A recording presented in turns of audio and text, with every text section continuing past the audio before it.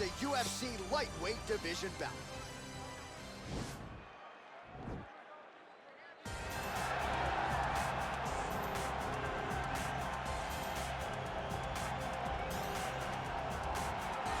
All right, so here he is, the former UFC interim lightweight champion, Tony Ferguson. And here's a guy who a lot of these fellow lightweights believe represents the toughest matchup for them. Just hard to know what's coming. Truly a 5-tool player, and he will look to put all those skills to good use yet again here tonight. I mean, you point to the Josh Thompson fight and the beautiful elbow that he landed to split him open, and it shows you the diversity of Tony Ferguson.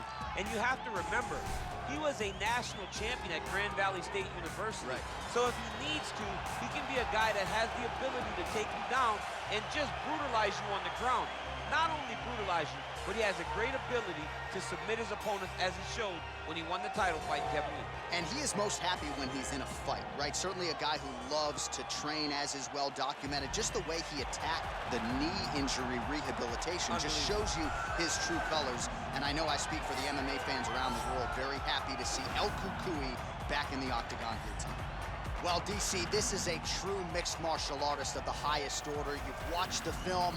Hard for me to see much in terms of glaring weaknesses, and he believes he can react to anything that is thrown his way inside that arm. It's unbelievable because whenever you're trying to prepare for someone, you look for weaknesses. But when you watch this guy, nothing jumps off the page. When you think I have to go wrestle him, you realize very quickly that not only can he defend takedowns, he can also go and secure them himself. He's that new breed of fighter that has been doing every discipline from the very start of his career. You know you're looking at a guy that will contend for a championship. And if our fighter meeting on Thursday is any indication, confidence, not an issue for this young man coming in here tonight. And now our tail of the tape for this lightweight scrap. Ferguson is 2 years his senior. He is 3 inches taller. He will have a 7-inch reach advantage. Once again, here is the veteran voice of the octagon. This fight is 3 rounds in the UFC lightweight division. Introducing first, fighting out of the blue corner. This man is a freestyle fighter, holding a professional record of 26 wins, 8 losses. He stands 5 feet 11 inches tall, weighing in at 155 pounds. Fighting out of Orange County, California, Tony El Cucuy Ferguson! And now introducing his opponent, fighting out of the red corner, a mixed martial artist holding a professional record of 23 wins, 8 losses. He stands 5 feet 8 inches tall, weighing in at 155 pounds. Fighting out of Boca Raton, Florida, Iron Michael Chandler!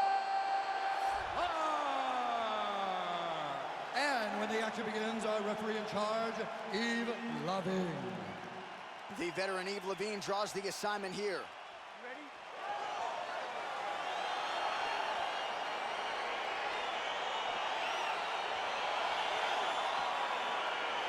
All right, so here we go with round 1. And on one side, clearly the more well-rounded fighter. Yet when we sat down with him on Thursday, first words out of his mouth, he ain't gonna submit me, I'm gonna try to take him down. Oh my goodness, and you laugh just like that because you know how much of a joke this is. You want to avoid the grappling with this guy at all costs. I know he has bravado. I know he has a big ego, but it would benefit him to fight this fight and make it as easy as possible. Oh, nice connection there with a punch, DC. Great time to land that punch. Oh, nice job to land the straight punch there. Must be nice to have that kind of reach advantage, DC. I know you can't necessarily relate. Some fighters shy away from checking a leg kick. Check that one. He loaded up on that right hand, too. Oh!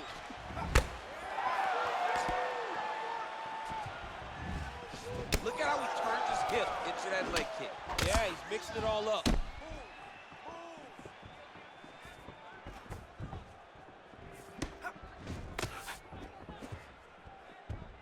He blocks the punch. Oh. Big punch lands over the top. How's he gonna follow this one up? So just over 20 total strikes have now landed for El Cucuy, Tony Ferguson. Oh! Oh! And straight punch lands. That's as good a punch as he's thrown all night. The punch that lands down the middle, the one that you don't feel, is the ones that land perfect, and that one landed perfect. All right, going for a single leg takedown here. That is usually his takedown attempt of choice and works out for him. Absolutely. He is comfortable. He is home when he's in on a single leg. All right, he's trying to control posture here. Now trying to hip escape. He's just trying to move out of this position off the bottom. Well, he's more than content to work off of his back, DC, where he has been a magician in his UFC career. Look at the turnover in that kick.